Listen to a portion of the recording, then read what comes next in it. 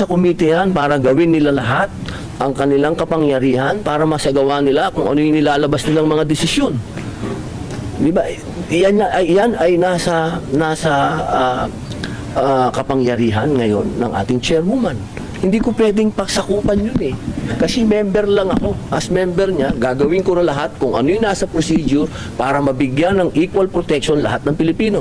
Pero yung pagbibigay ng kung ano yung aabutin ng kaso na to at ma-serve niya yung kung gusto niyang iserve, kanya yun, ma'am. Hindi sa akin yun.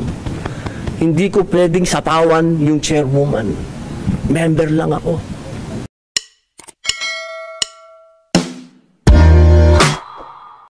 Sir, sabi ni Senator Risa Ontiveros, parang yung kung paano magiging acceptable yung bibigay na rason ni Kibuloy, bakit hindi siya dapat arresto. Parang hindi daw acceptable kung security or issue na security, kung health, dahil gas-gas na daw yun napalusot. So, ano sa tingin niyo pwedeng valid at acceptable reason na ibigay ni Kibuloy? Bakit hindi siya dapat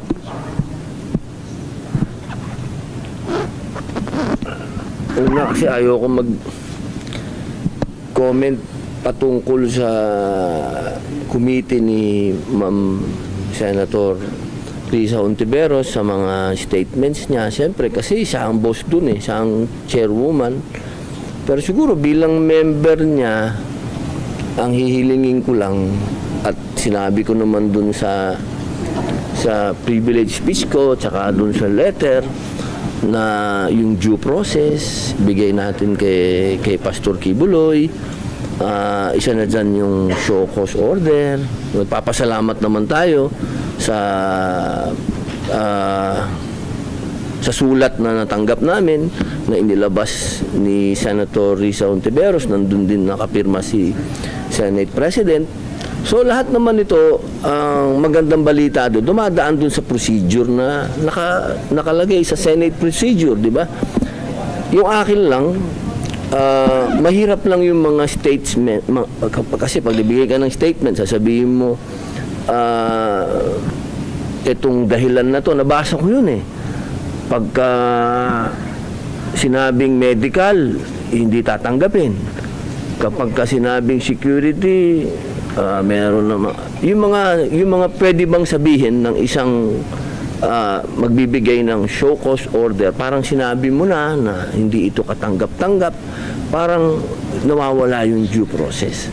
So sana marinig muna natin.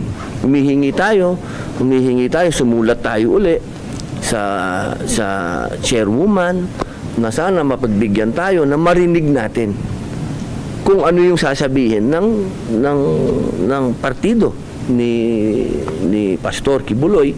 Sana magsagawa pa ng isang hearing para marinig natin. Kasi pagka puro statement, yung amin lang, sana gusto namin sa hearing namin madinig para maging official. Sir, paano kung magtawag ng hearing pero talaga confidence? Ako'y hindi abogado ni Pastor Kibuloy. Ako'y sumusunod lamang sa procedure ng Senate. So kung ano yung pwede kong gawin sa loob, sorry tol.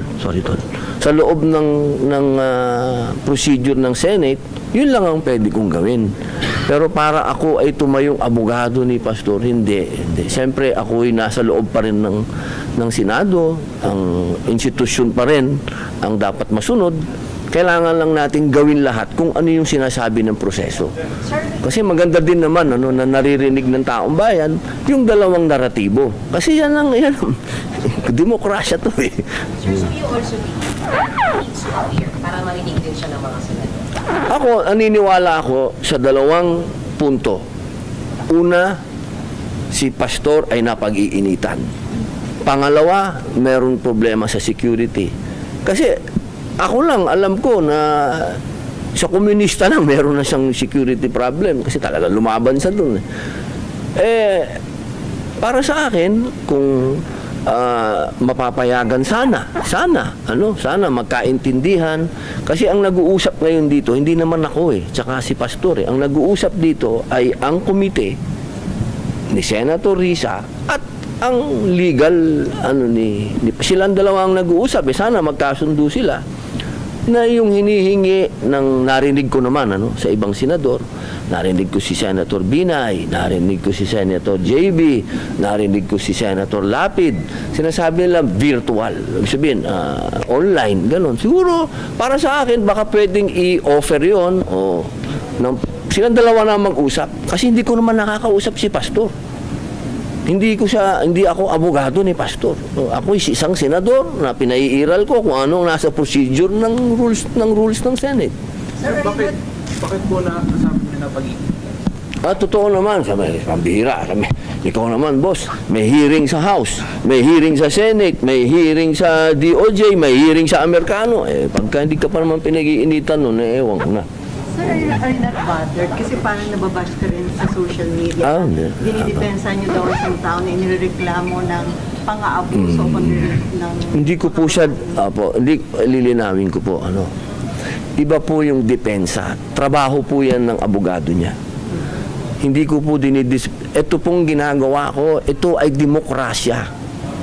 Kailangan nating daanan ito. Para sa akin, itong taong ito, may karapatan siya ng due process. Yun lang naman. Kailangan siyang dumaan. Kung ano yung dinadaanan ng lahat, kailangan niyang daanan din. Hindi naman po pwede na wala pa tayong judgment na sino ang may kasalanan o kung sino ang may ginawa, kung sino ang nagsasabi ng totoo. Lahat tayo may judgment na. Sayang naman ng binabayad sa atin ng taong bayan, kaya tayo nandito, proteksyonan ng demokrasya. Sir, you mentioned pinag-iinitan. But before this thing happened, meron na siyang kaso sa States. What can you say about that? Siyempre po, alam naman... Kaso niya sa States. Hindi naman... Ako din po, hindi ko po alam kung ano yung mga kaso na yan dahil hindi po ako abogado ni Pastor. Katulad po ng sinabi ko, ako'y nagsasalita, una bilang isang senador. Pangalawa, itong taong ito, kasama ko ito laban sa mga komunista. Kung kahit naman sino, sa palagay ko, nakilala mo yung tao, teka, kilala ko to kasama ko to na nakipaglaban sa komunista, sa mga alam naman natin, hindi naman kami nagsisinungaling, open naman yung mga ginawa namin, mapapanood naman ninyo, makikita din nyo yan si SMNI, magkasama talaga kami. Ngayon sa pagkakataong ito na wala na si PRRD na lumaban din sa armed struggle, itong tao ngayon dadaan sa ganito na hindi man lang ako magsasalita. Senador din naman ako. At nandun din naman ako sa loob ng committee na yon. Na dapat siguraduhin ko sa loob ng committee na yon ay umiiral lang due process. Wala akong hinihinging sobra dito. Lahat ito ng sinasabi ko nasa loob ng rules, nasa loob ng konstitusyon, due process. Sir, ito sa issue ng security, reserve officer kayo, para bang wala kayong tiwala sa security forces natin na bigyan siya ng sapat na security na kahit saan siya magpunta magiging secure siya? Hindi naman po siya walang tiwala. Ang sinasabi kasi ng saligang batas, lahat ng Pilipino ay obligado tayong ipagtanggol ang ating bayan. Pag sinabi natin ipagtanggol ang ating bayan, hindi yung literal na sasabihin mo na kailangan mong pumunta doon sa battlefront ngayon. Halimbawa, katulad ngayon, tara, punta tayo ng sabihin natin, nagkakagulong ngayon sa koridor. Tara na sa koridor, punta tayo doon. Hindi po ganun.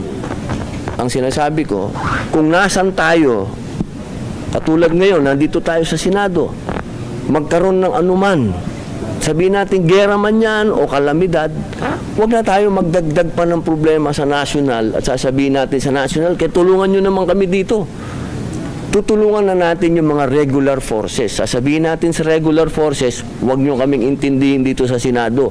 Organisado kami dito, reserve force kami rito, kaya namin to. Ganun lang po ba? Kailangan kasi tulungan tayo sa Sir, sabi yung punto ko sir is ganito, yung may problema ka mo sa security ni Pastor. Ni Pastor? Okay, akala ko ROTC boss. Sorry.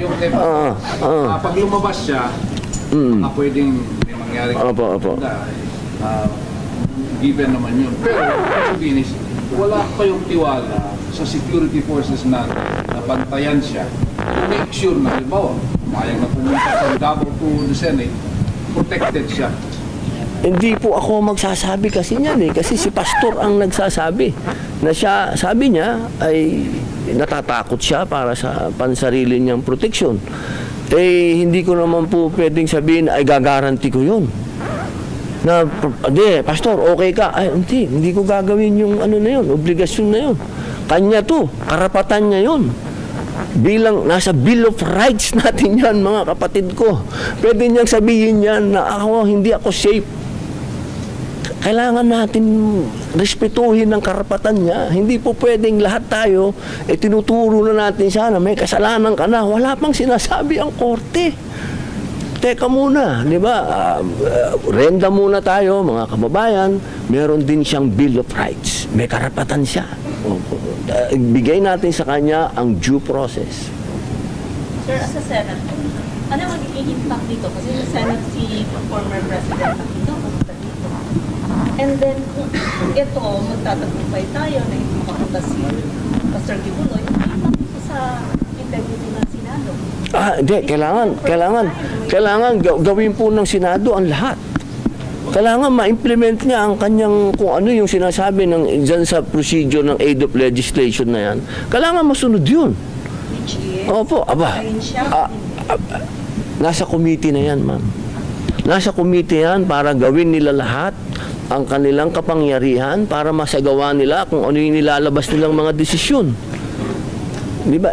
Yan ay nasa